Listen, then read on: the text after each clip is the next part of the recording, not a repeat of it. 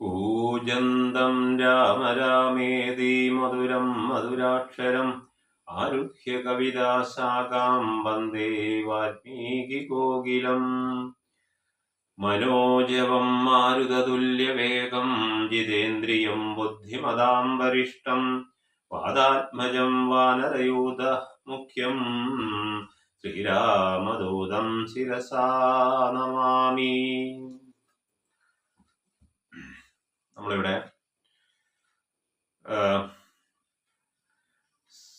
സീതാദേവിയുടെ ഹനുമാനായിക്കൊണ്ടുള്ള രാമകഥാഖ്യാനത്തിനെ തുടർന്ന് സീതാദേവി ആഞ്ജനേയനോട് പരമാത്മതത്വം ഉപദേശിച്ചു കഴിഞ്ഞപ്പോൾ ശ്രീരാമചന്ദ്രൻ മന്ദഹാസത്തോടെ പറഞ്ഞു തുടങ്ങുകയാണ് അടുത്ത ഭാഗം. അല്ലയോ വാനരശ്രേഷ്ഠ, പരമാത്മാവാകുന്ന ബിംബത്തിൻ്റെ പ്രതിബിംബമാണ് ജീവാത്മാവ് എന്ന് നീ മനസ്സിലാക്കുക. മാത്രമല്ല, എൻ്റെ തേജോരൂപമായ മായയിൽ അത് പ്രതിഫലിക്കുന്നു എന്ന് മാത്രം. എങ്ങനെയെന്നാൽ ഓരോ ജലാശയത്തിലും നമുക്കറിയാം വിപുലമായ ആകാശം പ്രതിഫലിക്കുന്നത് പോലെ അതിവിപുലമായ ആകാശം ഓരോ ജലാശയത്തിലും പ്രതിഫലിക്കുന്നത് പോലെയാണ് സാക്ഷാൽ പരബ്രഹ്മാവായ അല്ലെങ്കിൽ പരബ്രഹ്മമായ പരമാത്മാവ് നിശ്ചലമായി സാക്ഷിയായി വർത്തിക്കുന്ന ബിംബമാകുന്നു. അതാണ് പറഞ്ഞു വരുന്നത്. നമുക്കതിൻ്റെ ലൈനുകളൊന്ന് നോക്കാം. ഇതാണ് പരമാത്മാവാകുന്ന ബിംബത്തിൻ പ്രതിബിംബം പരിചിൽ കാണുന്നതു ജീവാത്മാവറികടോ. പരമാത്മാവാകുന്ന ഈ വിശ്വപ്രപഞ്ചത്തിന്റെ സമഷ്ടി വ്യഷ്ടി എന്നുണ്ടല്ലോ അല്ലെ. സമഷ്ടിയുടെ വ്യഷ്ടി എന്ന് പറഞ്ഞാൽ വ്യക്തിഗതമായിട്ട്, സമഷ്ടി എന്ന പ്രാപഞ്ചികമായിട്ടുള്ള. അപ്പോൾ പരമാത്മാവ് എന്ന് പറയുന്ന ഈ വിശ്വത്തിന്റെ വിരാട പുരുഷന്റെ ഒരു മാസ് സോൾ പരമാത്മാവ്. ഈ വിശ്വത്തെ ഒരു വിരാട പുരുഷനായി കണ്ടാൽ അതിനൊരു ആത്മാവ് ഉണ്ടാവുമല്ലോ. ആ ആത്മാവിന്റെ അല്പ വംശങ്ങളാണ് നമ്മളൊക്കെ ഇല്ലേ. എല്ലാ കൃമി കീടങ്ങളിലും ഒക്കെ ഉണ്ടാകുന്നത് പാന്തിസം എന്ന് പറയും. പാന്തിസം എന്ന് പറയുമ്പോൾ ഇംഗ്ലീഷിൽ ഞാനൊരു വീഡിയോ ചെയ്തിട്ടുണ്ട്. അത് പറയുന്നത് മൊത്തം എല്ലാ ജീവരാശികളിലും ഈ പ്രപഞ്ചാത്മാവിന്റെ അല്പാൽപ ഭാഗങ്ങൾ ഡിവൈഡ് ചെയ്തിട്ടുണ്ട് എന്ന് പറയുന്നതാണ് പാന്തിസം എന്ന് പറയുന്നത്. അപ്പം പരമാത്മാവാകുന്ന ബിംബത്തിൻ പ്രതിബിംബം പരിചിൽ. ഇവിടെ പരിചിൽ എന്ന വാക്കിനർത്ഥം അതേ രീതിയിൽ കാണുന്നത് ജീവാത്മാവാണ്. നമ്മളൊക്കെ ഏതൊക്കെ ജീവനുള്ള വസ്തു ഉണ്ടോ അതിൽ തേജോമയമായിരിക്കുന്ന ആ പ്രാപഞ്ചിക ആത്മാവിന്റെ അല്പാൽപ അംശങ്ങളുണ്ട്. അതുകൊണ്ടാണ് നമ്മൾ തിളങ്ങി നിൽക്കുന്നത്.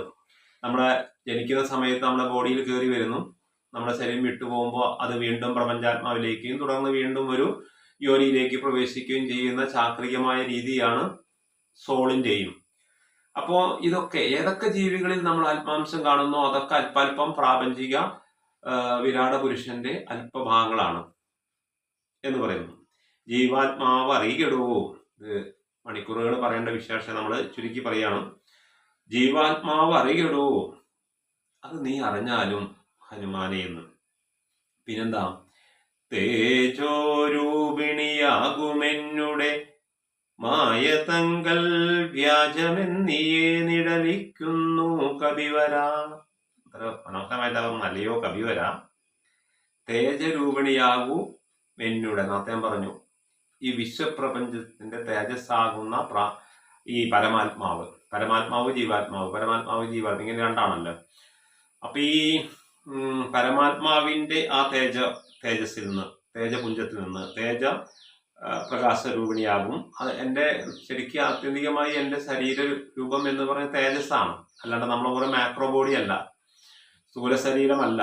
അപ്പം കാണാൻ പറ്റാത്ത ആ തേജോരൂപിണിയാകും എന്നുടെ മായതെങ്കിൽ ഞാനത് മായാരൂപം കൊണ്ടിട്ടാണ്, അല്ലെങ്കിൽ അതിന്റെ മായാരൂപങ്ങളായിട്ടാണ് നമ്മൾ ഈ കാണുന്ന ജീവരാശികളൊക്കെ. മായാതെങ്കിൽ വ്യാജമെന്നിയെ നിലനിൽക്കുന്നു. അതൊന്നും ഒറിജിനൽ അല്ല, തികച്ചും വ്യാഴമായി പ്രതിഫലിച്ചു കാണുന്നു എന്ന് മാത്രം. വ്യാജമെന്നിയെ നിഴലിക്കുന്നു കവിവരാം. കവിവര ഹനുമാനെ അല്ലെ, ഹനുമാനാണല്ലോ പിന്നെ തുടർന്ന് ശ്രീരാമചന്ദ്രൻ അഭിസംബോധന ചെയ്യുന്നത്. ആദ്യം സീതാദേവി ഒന്ന് രാമചരിതം കഥ പറഞ്ഞു കൊടുത്തു. പോരാത്തതിനിപ്പോ ശ്രീരാമചന്ദ്രൻ തന്നെ കൊട്ടാരത്തിൽ വെച്ച് ഹനുമാനായി കൊടുക്കുന്ന കുറച്ച് ഭാഗങ്ങളാണ് ഇത്. നോക്കാം. ഓരോരോ ജലാശയെ കേവലം മഹാകാശം നേരെ നീ കാൺമീലയോ, കണ്ടാലും അതുപോലെ സാക്ഷാലുള്ളൊരു പരബ്രഹ്മമാം പരമാത്മാ സാക്ഷിയായുള്ള ബിംബം നിശ്ചലമതു സഖേ. അതാ ഞാൻ പറഞ്ഞത്. ഓരോരോ ജലാശയെ, സത്യം പറഞ്ഞ സൂര്യൻ എന്ന പ്രകാശം, ആ പ്രതിബിംബം, അവിടെ സൂര്യൻ ഒന്നേ ഉള്ളൂ സത്യം പറഞ്ഞ അല്ലേ. എന്നാൽ ഓരോരോ ജലാശയത്തിൽ പോയി നോക്കിയാലോ, കുളത്തിൽ നോക്കിയാൽ അവിടെ സൂര്യനെ കാണാം, കിണറ്റിൽ പോയി നോക്കിയാൽ അവിടെ നമുക്ക് കാണാം. പിന്നെ നമുക്ക് ചെറിയൊരു ജലാശയം റോഡിൽ എവിടെയും കെട്ടി നിൽക്കുകയാണെങ്കിൽ അതിന് നമുക്ക് കാണാം ആകാശത്തെ അല്ലേ. പക്ഷെ ഒക്കെ ഒരേ പ്രകാശമല്ലേ ഉള്ളൂ. അത് നിശ്ചലമാണെന്ന, അത് അനങ്ങുന്നില്ല. ഈ പ്രപഞ്ചത്തില് എല്ലാ അനക്കങ്ങളുടെയും മൂവിന്റെയും ആത്യന്തികത അല്ലെങ്കിൽ അതിന്റെ അടിസ്ഥാനം എന്ന് പറയുന്നത് അനങ്ങാതെ നിൽക്കുന്നതാണ് ഏതും. ഞാൻ ഇതിന് മുമ്പത്തെ വീഡിയോയിൽ പറഞ്ഞാണ്. അപ്പം ഓരോരോ ജലാശയെ കേവലം മഹാകാശം അല്ലേ. നീ മഹാകാശമാണ് നമ്മൾ കാണുന്നത്. അതിന്റെ റിഫ്ലക്റ്റഡ് ഫോം ഓഫ് ആയിട്ട് നമുക്ക് പ്രതിഫലന രൂപത്തിൽ എല്ലാത്തിലും കാണാം. ഒരു ചേമ്പും തണ്ടിന്റെ ഇലയില് അല്പം അല്ലെ, ലോകത്തിലെ ഏറ്റവും വലിയ സൗന്ദര്യ ആണല്ലോ തുഷാര ബിന്ദു അല്ലേ.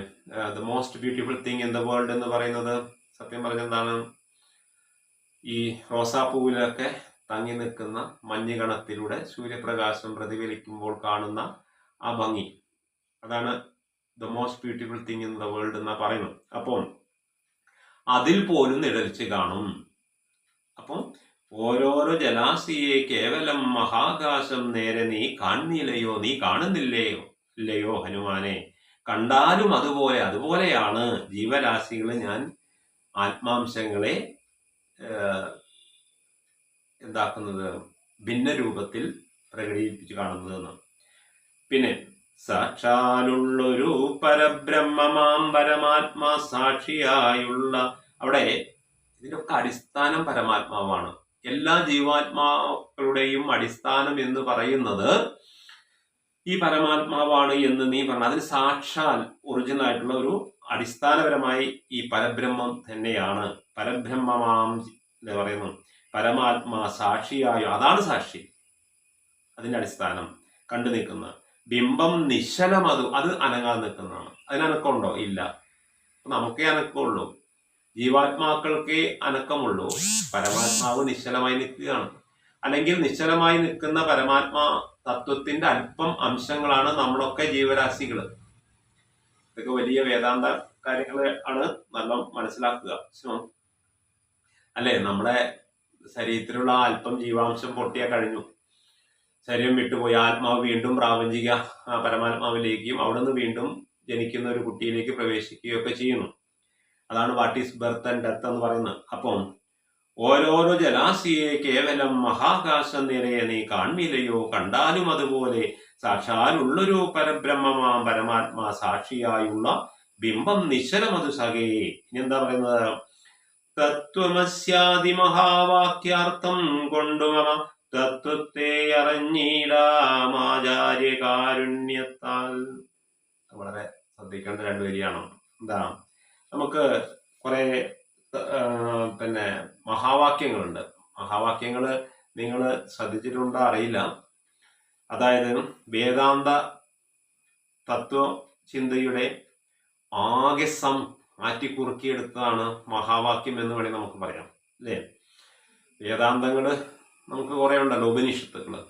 ഈ ഉപനിഷത്തുക്കളുടെയൊക്കെ ആകെ സത്തെടുത്താൽ അതാണ് മഹാവാക്യം എന്ന് പറയുന്നത്. നമുക്ക് 4 മഹാവാക്യങ്ങളാണുള്ളത്. അത് എഴുത്തച്ഛൻ ഇവിടെ എടുത്തു പറയുകയാണ്. അതായത് നമ്മള് അത് സന്യാസിമാരിൽ നിന്നോ വലിയ തത്വജ്ഞാനികളിൽ നിന്ന് കേട്ട് മനസ്സിലാക്കേണ്ടതാണ്. അത് എക്സ്പീരിയൻസ്ഡ് ആണ്. അത് 4 ബ്രഹ്മ അല്ലെങ്കിൽ മഹാവാക്യങ്ങൾ എന്ന് പറയുന്നത്, ഒന്ന് ഈ പ്രജ്ഞാനം ബ്രഹ്മ എന്നാണ്. അതായത് പ്രജ്ഞാനം എന്ന് പറഞ്ഞാൽ അറിവ്, നോളേജ്. ഈ ബ്രഹ്മം എന്ന് പറയുന്നത് വേറെ ഒന്നുമല്ല. എന്താ ബ്രഹ്മം എന്ന് പറഞ്ഞാൽ അറിവാണ്, ബോധമാണ്, ബോധസ്വരൂപമാണ് ഇത് അതൊക്കെ ഡീറ്റെയിൽ ആയിട്ട് നമുക്ക് പറയാൻ സമയമില്ല ഇപ്പം. അപ്പൊ ഈ പ്രജ്ഞാനം എന്ന് പറയുന്നത് തന്നെയാണ് ബ്രഹ്മം. പല ആൾക്കാരും ബ്രഹ്മം തേടി പോകാറുണ്ട്. ബ്രഹ്മജ്ഞാനികൾ അക്കൂട്ടത്തിൽപ്പെട്ടാണ്. ബ്രഹ്മജ്ഞാനത്തിന് അധികാരികളായവർ വളരെ ലക്ഷങ്ങളായിരങ്ങളിലൊക്കെ 1-2 ഒക്കെ ഉണ്ടാവും അല്ലെ. അവര് ഇങ്ങനെ അന്വേഷിച്ച് പോകും. അപ്പോൾ അവർക്ക് മനസ്സിലാക്കുന്ന ഒന്നാണ് ബ്രഹ്മജ്ഞാനം. ആ ബ്രഹ്മജ്ഞാനം, അതാണ് ബ്രഹ്മം എന്ന് പറയുന്നത്.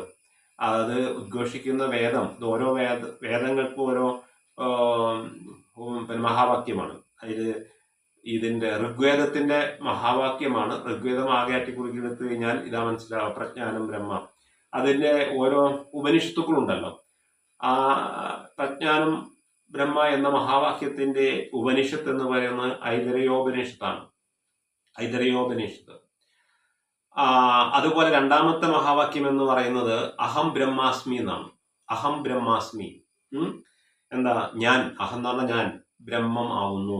അല്ലെങ്കിൽ ഈ ബ്രഹ്മം എന്ന്, അപ്പൊ എല്ലാത്തിനും ബ്രഹ്മം എന്നാണ് പറഞ്ഞു തരികയാണ്. വേറെ അർത്ഥത്തിൽ പറയുകയാണെങ്കിൽ ഞാൻ തന്നെയാണ് ബ്രഹ്മം, അല്ലെങ്കിൽ ബ്രഹ്മത്തിന്റെ ഒരു അംശമാണല്ലോ എന്നിൽ കുടികൊള്ളുന്നു, അതുകൊണ്ട് ഞാൻ ബ്രഹ്മമാകുന്നു. ഞാൻ ബ്രഹ്മമാകുന്നു. അത് ഉദ്ഘോഷിക്കുന്ന യജുർവേദത്തിലാണ്. അതിന്റെ ഉപനിഷത്ത് എന്ന് പറയുന്നത് ഉപനിഷത്താണ്. ബൃഹദാരണ്യമാണ് അതില് അടിസ്ഥാനമായിട്ടുള്ളത്.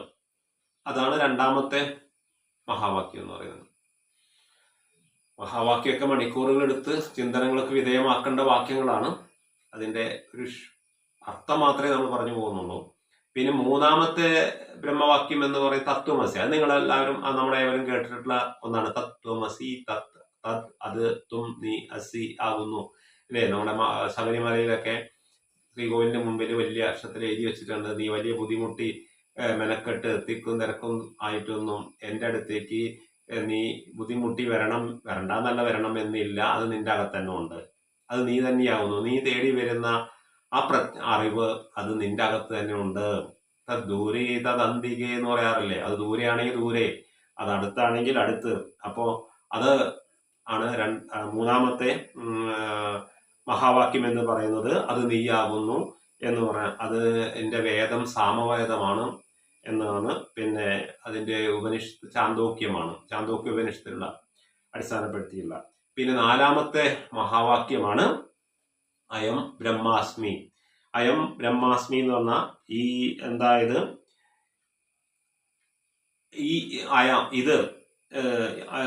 അയം ആത്മാ ബ്രഹ്മ, ഞാനാണ് ബ്രഹ്മ. അതാണ് അയം ആത്മാ ബ്രഹ്മ. നാലാമത്തെ അയമാത്മി എന്നല്ല, അയം ആത്മാ ബ്രഹ്മ. ഞാൻ തന്നെയാണ്, അല്ലെങ്കിൽ ഈ ആത്മാവ് തന്നെയാണ് ബ്രഹ്മം. ഏത് ആത്മാവ്? നമ്മുടെ ഉള്ളിലുള്ള ആത്മാവ് തന്നെയാകുന്നു ബ്രഹ്മം എന്ന് പറയുന്നതാണ്. അത് അഥർവവേദ സംഹിതയിലുള്ളതാണ്. മാത്രമല്ല അത് മാണ്ഡൂക്യ ഉപനിഷത്തിൽപ്പെട്ടതാണ്. ഇങ്ങനെ 4 മഹാവാക്യങ്ങളാണ്. അതാണ് ഇവിടെ തുഞ്ചത്ത് എഴുത്തച്ഛൻ പറയുന്നത്, ബ്രീഫായിട്ട് പറയുന്നത്. എന്താണ്? തത്വമസി അല്ലേ. ഞാൻ പറഞ്ഞു കഴിഞ്ഞു, അത് തും അസി ആകുന്നു, അത് നീയാകുന്നു എന്ന് പറയുന്ന മഹാവാക്യാർത്ഥം. ആ 4 മഹാവാക്യങ്ങളെ മുഴുവൻ പറയുന്നില്ല എഴുത്തച്ഛൻ, തത്വമസിയെ മാത്രം എടുത്ത് പറയുകയാണ്. അപ്പൊ തത്വമസി ആദി മഹാവാക്യാർത്ഥം കൊണ്ട് അത് വലിയ മഹാവാക്യങ്ങളാണ്. ആ അർത്ഥം അല്ലെങ്കിൽ ആ മഹാവാക്യാർത്ഥം കൊണ്ട് മമ തത്വത്തെ ഇറങ്ങിയില്ല. അപ്പോ ഹനുമാനോട് പറയുകയാണ്, തത്വമസ്യാദി മഹാവാക്യങ്ങളിൽ പ്രതിപാദിച്ചിരിക്കുന്ന ആ തത്വം തന്നെയാണ് ശ്രീരാമചന്ദ്രനായ ഞാന് എന്ന് നീ മനസ്സിലാക്കണം. മനസ്സിലായല്ലോ? അപ്പോ അത് നീ പക്ഷെ അത് അത്ര എളുപ്പമല്ല. തത്വത്തെ അറിഞ്ഞിടാം ആചാര്യ കാരുണ്യത്തിൽ. പക്ഷെ ഈ മഹാവാക്യങ്ങളുടെ തത്വങ്ങളൊക്കെ അറിയണമെങ്കിൽ ആരുടെ കാരുണ്യം വേണം? ആചാര്യന്മാരുടെ, ഗുരുനാഥന്മാരുടെ, വലിയ വലിയ ആചാര്യന്മാരുടെ കീഴിൽ പണ്ടത്തെ ഗുരുകുല സമ്പ്രദായത്തിൽ പോയിരുന്ന് വർഷങ്ങൾ മെനക്കെട്ടിരുന്ന് പഠിക്കേണ്ടതാണ് മഹാവാക്യങ്ങളും വേദങ്ങളും ഉപനിഷത്തുകളും ഒക്കെ. അപ്പം അത് തത്വത്തെ അത് നമുക്ക് അറിയണമെങ്കിൽ ആരുടെ വേണം? ഗുരു പറഞ്ഞ വാക്കുകൾ കാതോർക്കുക. അത് മാത്രമേ നിർവാഹമുള്ളൂ.